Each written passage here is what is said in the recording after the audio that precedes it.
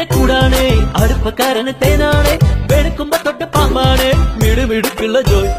പണിക്ക് ചെന്നതിന് പിറ്റേന്ന് കുടക്ക് വേലകൾ കാട്ടിയിട്ട് കണക്ക് തെറ്റിയ റോക്കറ്റായി തിരിച്ചു പോരണ ജോയ്. ഇവനെന്തിന് പോന്നോനാ, പല നമ്പരുമുള്ളോനാ, പണി എന്തിന് പോയാലും എടി കൊണ്ടുവരുന്നോനാ. വെള്ളം തളിക്കാനും വെള്ളം തടിക്കാനും വെള്ളം തടിക്കാനും